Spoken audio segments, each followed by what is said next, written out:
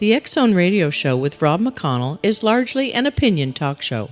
All opinions, comments, or statements of fact expressed by Rob McConnell's guests are strictly their own and are not to be construed as those of the X-Zone Radio Show or endorsed in any manner by Rob McConnell, Relmar McConnell Media Company, the X-Zone Broadcast Network, its affiliated networks, stations, employees, or advertisers.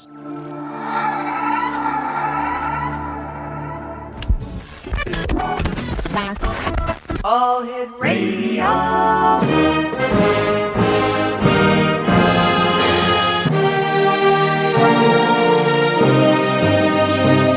Welcome to the X-Zone, a place where fact is fiction and fiction is reality. Now, here's your host, Rob McConnell.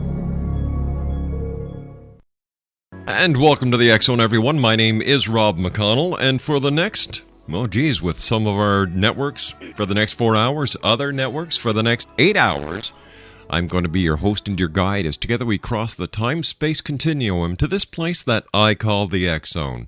It's a place where people dare to believe and dare to be heard. It's a place where fact is fiction and fiction is reality. And the X-Zone comes to you Monday through Friday, right here from our studios in beautiful Hamilton, Ontario, Canada, and through our networks, including Talkstar Radio Network, X-Zone Broadcast Network, UK High Definition Radio, Euro High Definition Radio, Star Cable, and our growing family of independent broadcasters right across Canada, the United States, Central America, the Caribbean, South America, the Pacific Rim, Asia, India, Africa, and Europe.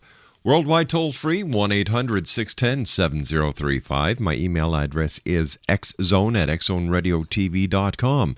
On MSN Messenger, xzoneradiotv@hotmail.com. And our website, www.xzoneradiotv.com. And don't forget, you can watch, listen, and take part by going to our live channel feed at www.xzbn.net/live.htm. My guest this hour is Kymberlee Ruff, and Kymberlee is the messenger of the Hopi and Tibetan prophecy. Now, Kymberlee is not a Hopi prophecy carrier nor a Tibetan prophecy carrier. She's been asked by the Hopi and the Tibetan to share this message, this hopeful message to the world. Kymberlee is 1/4 Cherokee by ethnicity. Oh, I hate this word. All right, you say it. Come on. Ethnicity. Thank you very much. She has been adopted into the Hopi family of grandfather Martin Gashiwoshima, who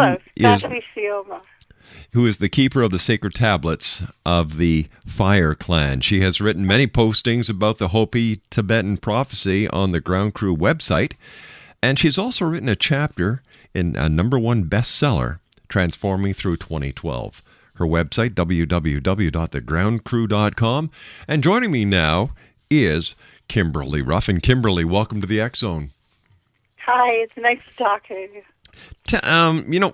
For our listeners who may be listening for the first time from around the world, what exactly is the Hopi-Tibetan prophecy?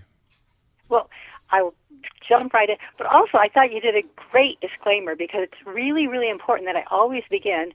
Well, first, I want to say thank you for having me on your show because I had promised Grandfather Martin that I would just go for it in 2012. And, I am. I mean, so many wonderful things are happening. It's only March. So, yes, I just wanted to say this is part of what he's asked me to do. So thank you. It's nice to meet you. And then to explain the Hopi-Tibetan prophecy, I always make it really, really clear, disclaimer, that first of all, I'm not a carrier. To be a carrier is, to be a carrier of the Tibetan prophecy, you have to be specifically a reincarnation of one of the Tibetans that, how can I say this? There is a prophecy.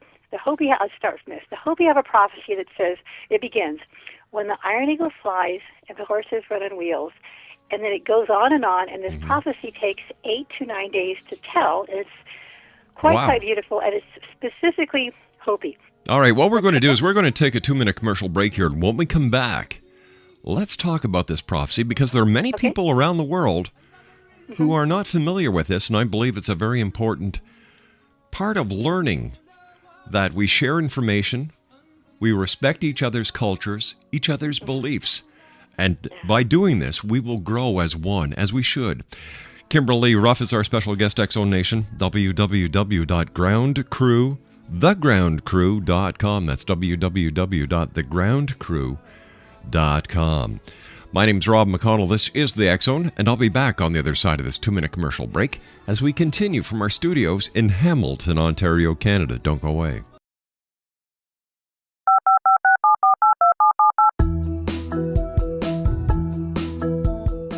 Did you know that when you're on the road with limited data or Wi-Fi, you can still listen to the X-Zone Radio Show with Rob McConnell, The Science of Magic with Gwilda Wiyaka, X-1, Dimension X, Space Patrol, and every minute of the X-Zone broadcast network by calling 213-401-0080, courtesy of Audio Now. No smartphone, app, or internet needed. It saves your data plan and it's free if you have unlimited minutes. Call 213-401-0080 to listen on any phone, anytime, anywhere. Remember 213-401-0080 for the best of the paranormal, parapsychology, and sci-fi radio programming anywhere, 24/7, 365. Hi everyone, Rob McConnell here, and I wanted to spend a moment on internet streaming. Everybody has heard about internet streaming, but not many know much about it. Did you know the internet streams just about everything? Movies. From new releases to old classics. TV shows. Almost every show, every episode, and much more. But the question has always been, how do you do it? Well now, thanks to the folks at 123 Ready TV, I have the answer for you. They have developed a simple program app, 123 Ready TV, that you install on your Windows PC, Android smartphone, or Android tablet that can have you streaming like a pro in less than 5 minutes. You truly won't believe how much is available or how easy it is to do until you try. And for a one-time cost of only $19.99, this product is a real winner. To learn more about 123 Ready TV, visit our website at www.xzbn.net. Welcome back, everyone. Kymberlee Ruff is our special guest to this hour, www.thegroundcrew.com, and we're going to be talking this hour about the Hopi-Tibetan prophecy. And before we went to the commercial break, we had just started talking about the prophecies, and I was wondering if we could continue on, because they're like I was telling you during the break and as we were going into it, we need to understand each other. We live on this little planet in the middle of the universe, and if we could only get our acts together, and I think the biggest problem with people is the lack of understanding, and a lack of understanding breeds a lack of respect. Yeah, I agree. So, I totally agree. So let me explain to you this beautiful, beautiful thing. Okay. There are 3 separate distinct prophecies. The Hopi have a prophecy that takes 8 to 9 days to tell, and it goes back for a very, very, very long time. And up until recently, it's been oral. It's just been something that's been passed along. The white men, it was never written. No one outside of Hopi even heard of it. About 50 years ago, certain elders from Hopi-Tibetan began speaking about it. But this prophecy begins when the iron eagle flies and the horses run on wheels. And then it goes on to explain all of these, things very, very, very specifically that are supposed to happen. You can look up the Hopi prophecy itself on the internet. It talks about these signs and, this 3 world wars. And there's a famous prophecy rock that talks about the 2 paths, the one of the one heart where it ends all wonderful, and then the path of the 2 heart with the big nuclear explosion. But only really truly a Hopi carrier should really tell that story, and that's not me. Then there's this other prophecy, that's the Tibetan prophecy, and Padme Sambhava was the second Buddha, and he gave many, many predictions. The Hopi have that one long prophecy. The Tibetans have many, many short prophecies. So in the 8th century, which is actually sort of recent, Padme Sambhava said prediction that began when the iron eagle flies and the horses run on wheels. And I actually can read specifically what it says because I got it. It's like one stanza from Lama Lonang Rinpoche. Right. And also, the only people that can be Hopi prophecy carriers, or people are Hopi, only people who can be Tibetan prophecy carriers are people that are either a reincarnation of Padmasambhava or a reincarnation of one of Padmasambhava's 25 disciples that were there when he said this. And believe it or not, they are here, and this Lama Lonang Rinpoche is one of them. And it says, when iron eagle flies, the horses run on wheels, east will meet west, red people will meet red people, and at my time, the teachings will benefit the world. So there's these two separate prophecies that mirror each other. Well, then, there's this third and distinct prophecy called the Hopi-Tibetan prophecy, which is created out of the place where these two meet. And this prophecy began in the year 1974. It was activated when His Holiness, the 16th Karmapa, came to Hopi from Tibet. That in 1959, I don't know if you're aware, the Chinese army invaded Tibet and pretty much ran the Dalai Lama and everyone out of the country.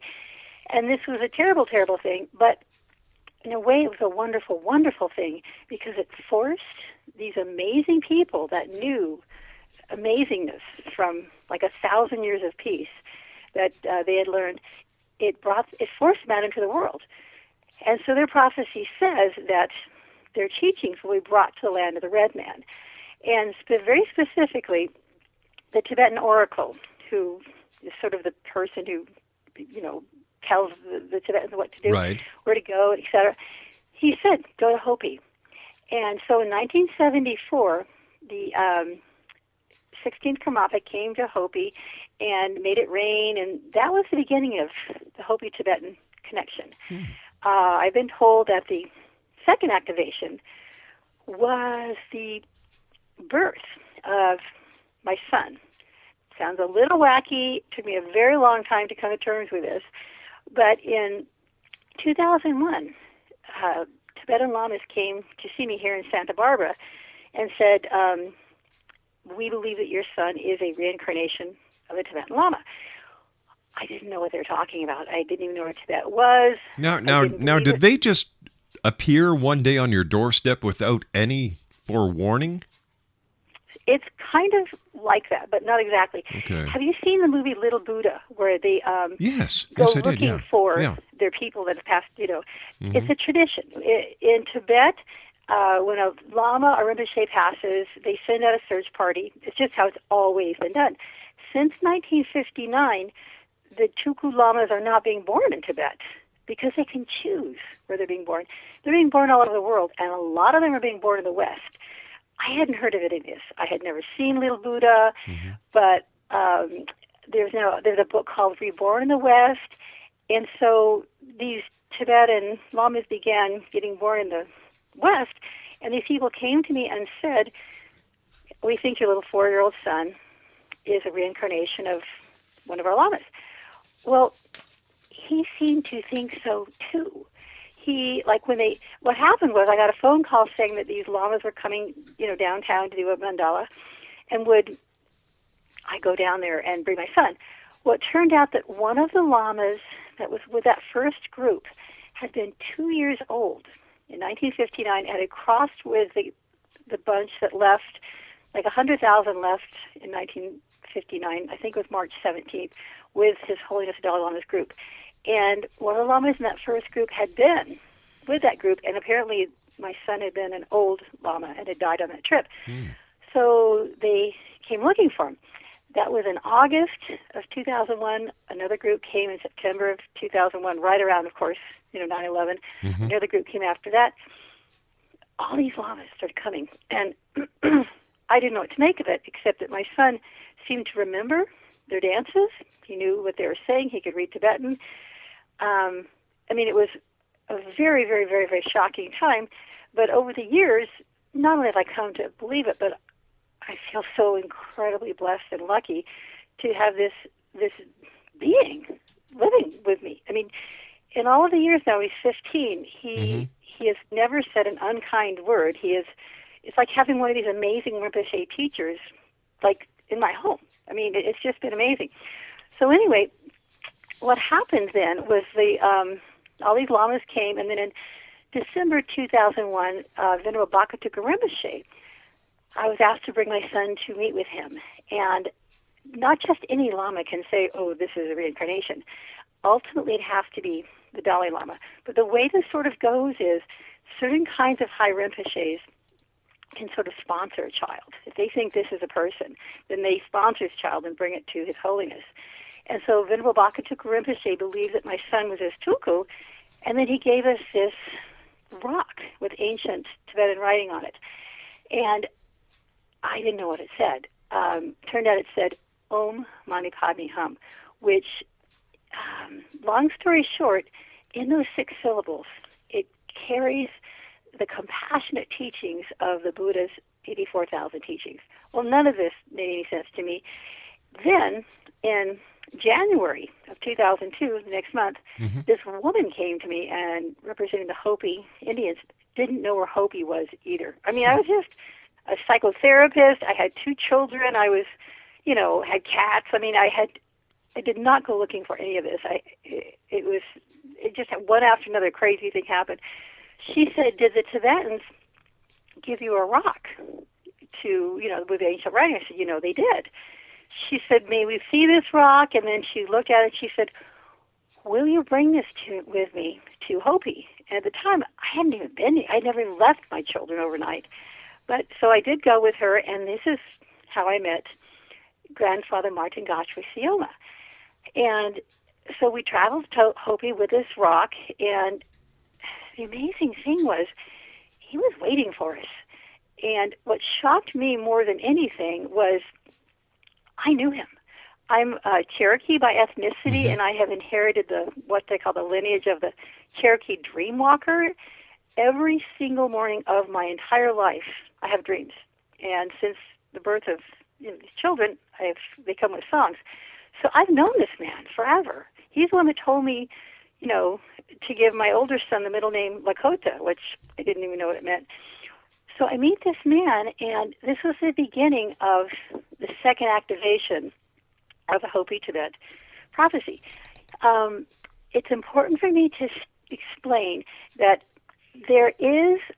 Grandfather Martin is the keeper of the sacred tablets of the Fire Clan. There's this whole Hopi prophecy that talks about this tablet with a missing piece. And people have asked me, do you believe this rock that was given to you is that missing piece? I always want to stress the answer is no. It doesn't even look like it. I believe, however, and have been told, it is symbolic of that piece that is missing, because the whole point of the Hopi-Tibetan prophecy is to bring the loving kindness back to the Hopi nation, because the Hopi believe that they are the center of the universe. They really do. And that what happens at Hopi affects the world, affects the universe. And in the last 100 years or so, there's been a lot of infighting about whatever. And so I was told that what they have lost, that they used to have, was the loving kindness, the compassion. And so to bring this rock and these teachings is exactly what is supposed to happen. So that is the Hopi-Tibetan prophecy. The thing that's so important about 2012, because the Hopi don't make a big deal out of 2012. The Tibetans don't make a big deal out of 2012. The Hopi-Tibetan prophecy does. The whole point of the Hopi-Tibetan prophecy is the day after. All right, let's do a little bit of a cliffhanger here because I have to take my news break. Exonation, I'll try to remember where I left off. My guest this hour is Kymberlee Ruff. www.thegroundcrew.com. We'll be back on the other side of this commercial break as the X Zone continues. We're right here from our studios in Hamilton, Ontario, Canada. My name is Rob McConnell. More about the Hopi-Tibetan prophecy after this commercial break with the news. Don't go away. This is the X Zone Broadcast Network, broadcasting worldwide on broadcast affiliates and satellite program providers, including CNN Broadcast Network, Sirius Satellite Network, Star Media, Good News Radio Network, Angel Broadcast Network, Wiki Broadcast Network, and WPBN TV. For more information on the X Zone Broadcast Network, visit us at www.xzbn.net.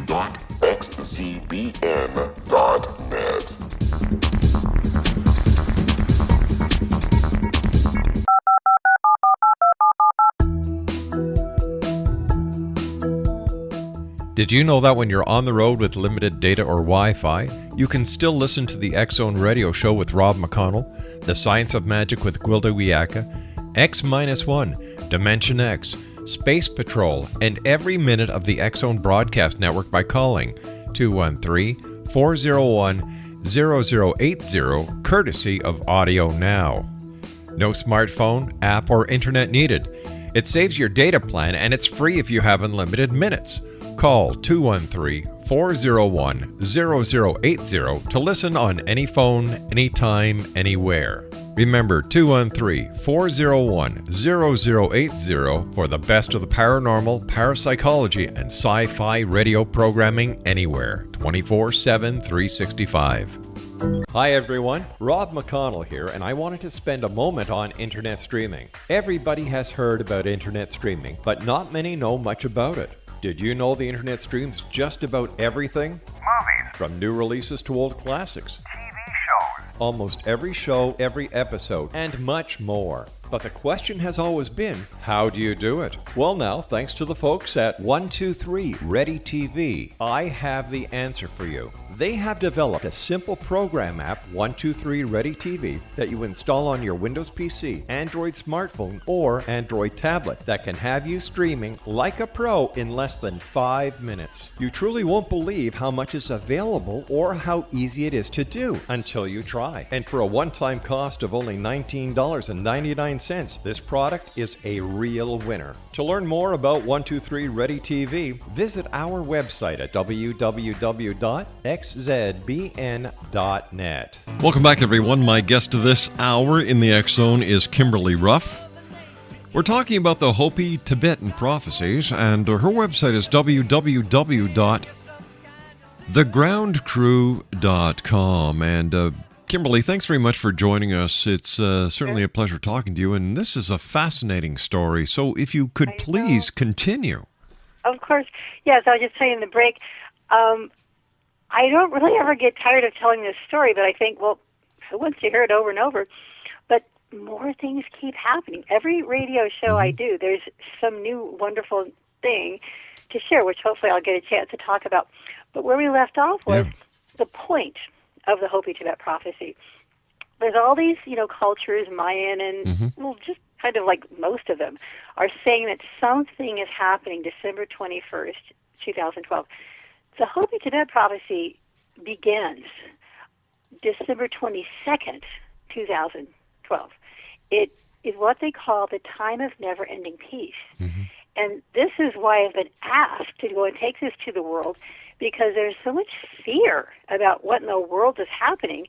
And, to be honest, Rob, I thought more people were going to be out there like me telling, this wonderfulness, but they're not. So that's why they asked me, please go out there and get this story out there to reassure the people that this is a wonderful, wonderful time to be on this planet, and that they believe all signed up a long time ago to meet up at this time in history and do this.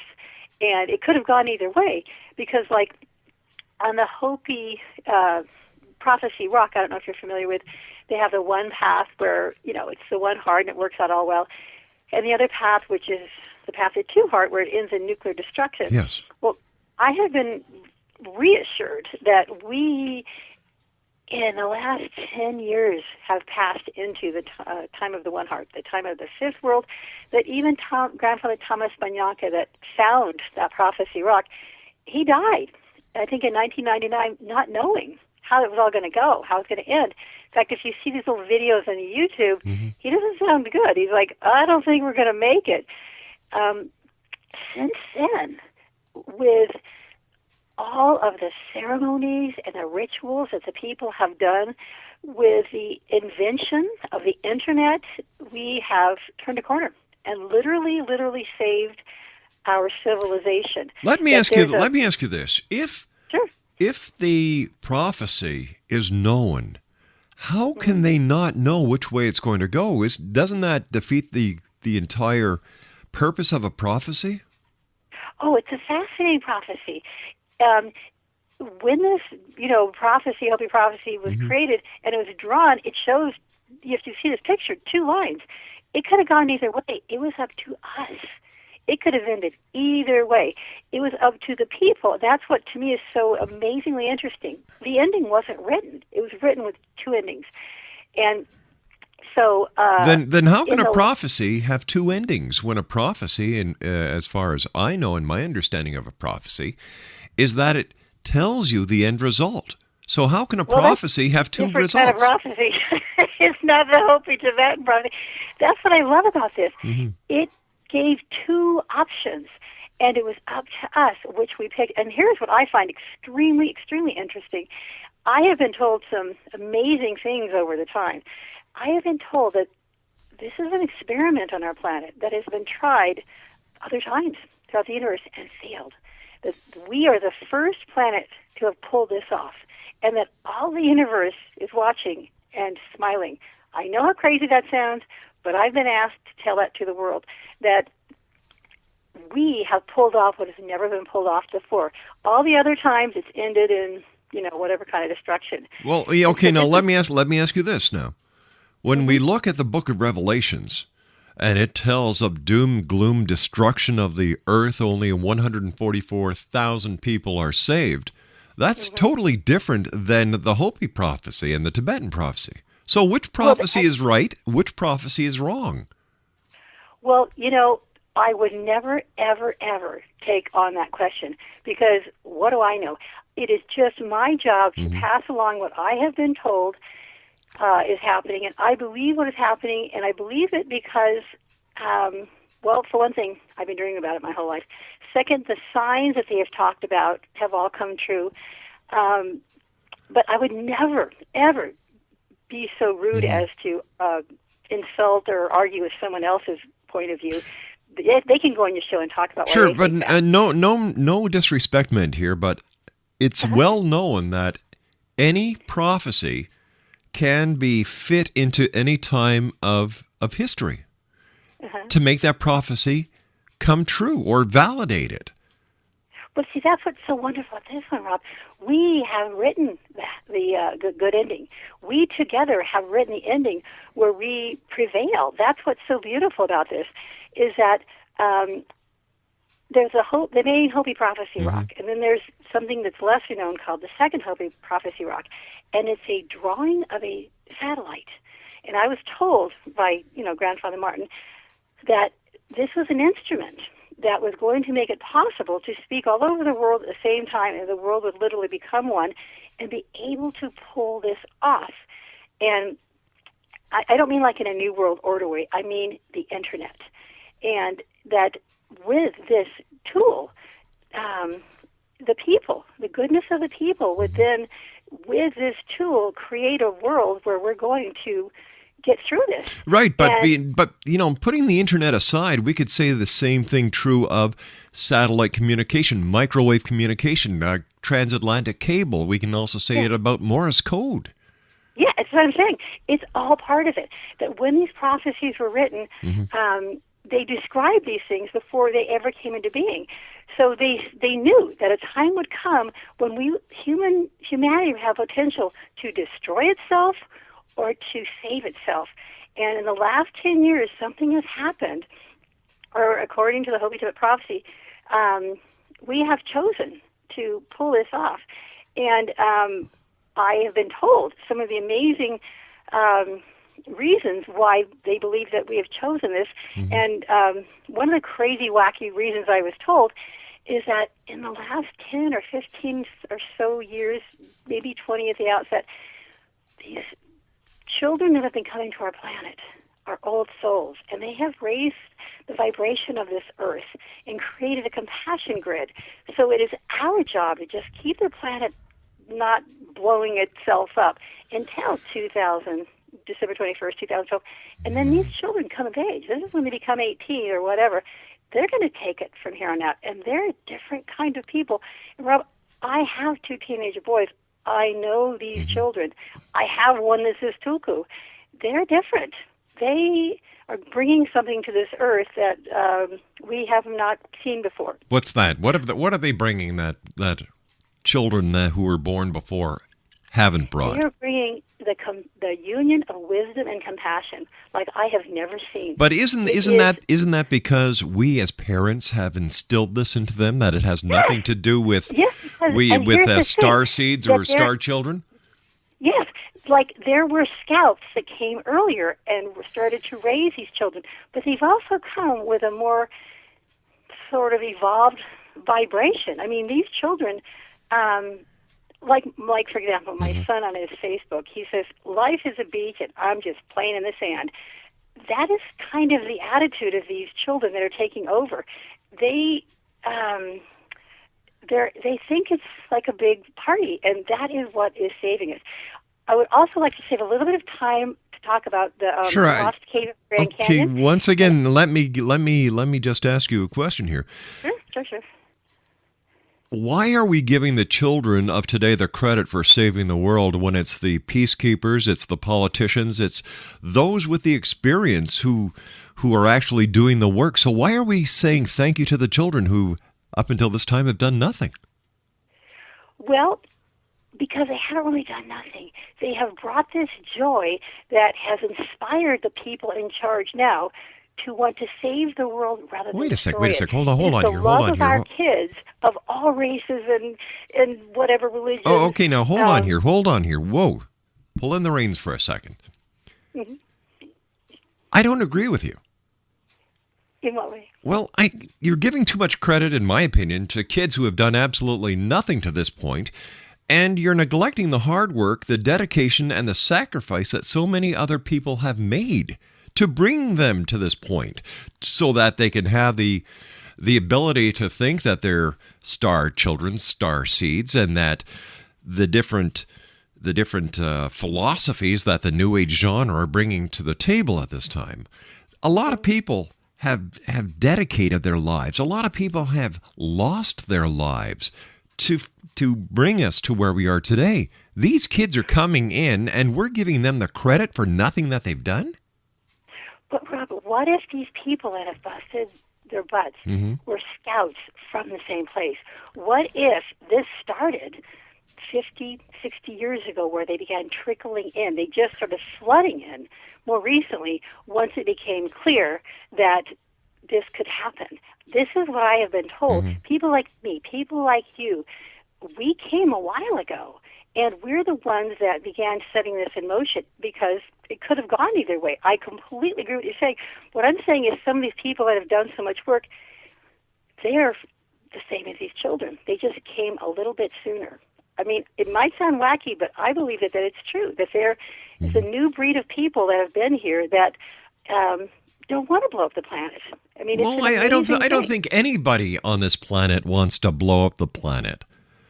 I really don't. You know, like during the Cuban Missile Crisis, when you had Khrushchev versus Kennedy, that button was very close to being pushed, but cool heads prevailed.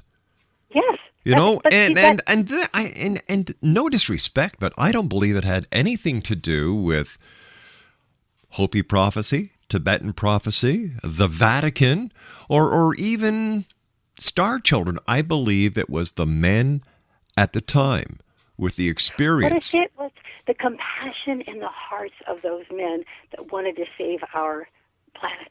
That's all the Hopi prophecy is. The rock said, "O Mani Padme Hum," which means compassion. Yeah. It's not even, the whole prophecy thing. It's just really a symbol. It's really, truly, there's something about this nature of compassion that brings out the very, very best in people. So I think we're saying the same thing. Yeah. You can find that terminology in any religious philosophy on this planet. Past, present, and future. In the Bible it says, do unto others as you would have them do unto you. That's why I would never say anything about their prophecy, because I'm quite sure they have wonderful things to say in theirs also. Before we have time, do you mind if I speak about the lost cave of the Grand Canyon a little bit? No, you've got about 2 minutes. Okay. there were some other things that talked about this whole Hopi-Tibetan prophecy. And one of them was, I was contacted by this man who I guess, I mean, I'll have to pick up after the commercial, but in 1909, the Smithsonian set out to find this legendary, rumored, lost cave of the Grand Canyon. Supposedly, there is a cave under, like in the Grand Canyon, that they found all sort of artifacts that had, like maybe perhaps Anasazi, whatever. But the thing that was so mind-boggling, Rob, is that, do you know what they also found in this cave? Egyptian artifacts. They also found a statue of a Buddha. Yeah. They also found Egyptian artifacts. They found artifacts from all around the world. Once again, when we look at what we are discovering now, we know for a fact that the Phoenicians had traversed the Atlantic Ocean many a times and were trading with the Indians on the Great Lakes. This is nothing new. The biggest lies in the world are perpetrated by history. You know, for example, Christopher Columbus did not discover America. The Irish monks were here 500 years before Columbus. Prior to that, you had the Vikings. But because people don't want to wear egg on their face, it's easier for some people to keep the lie going rather than say, hey, you know what? We screwed up. Columbus didn't discover North America. You know what I mean? I'm not going to argue on that. Yeah. Anyway, stand by. You and I have to take our commercial break, our final break for this hour. When we come back, we'll finish the story about the cave. My name's Rob McConnell. Kymberlee Ruff is our special guest, www.thegroundcrew.com. And we'll both be back on the other side of this break as the X Zone continues with yours truly, Rob McConnell, from our studios in Hamilton, Ontario, Canada. Don't forget, you can now watch and listen live at www.xzbn.net/live HTM. This is the X Zone Broadcast Network, broadcasting worldwide on broadcast affiliates and satellite program providers, including CNN Broadcast Network, Sirius Satellite Network, Star Media, Good News Radio Network, Angel Broadcast Network, Wiki Broadcast Network, and WPBN TV. For more information on the X Zone Broadcast Network, visit us at www.xzbn.net.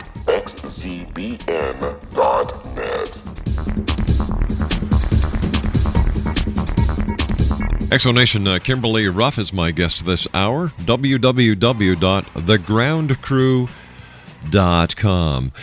First of all, Kymberlee, thank you very much for joining us tonight. It's been a great pleasure talking to you. And tell me, how old is your son now? You know, he was 4 years old. 15 and a half. Yeah, they came when he was 4 years old in 2001. And from other, Tibetan lamas I have met who are supposedly reincarnations, they talk about how at that young age, that's why they seek them out at a young age, because they can remember back then their previous lives. Like there's a Veritana Foundation that I study with here in Santa Barbara, and Tugul Orjan is a resident lama, and he remembers his past incarnation where he was in Pimlico building a temple, and his name was Togdan Sither. But when he said he was younger, he could remember it so much more clearly. Oh, that's something I totally want to mention. According to what I have been told, in the Hopi creation story, they talk about the Access twins, the Echo twins. I have been told that Venerable Bakatuka Rinpoche, who gave us this rock, and grandfather Martin Gotri Sioma are the Access twins that they speak of. And if you look, like on the internet, I've written things or whatever, if you look at their faces, they look like twins. I mean, in the face, it's just an amazing, amazing thing. So now can I tell you about this cool story about this cave? Yeah, sure. We've got about 2 minutes.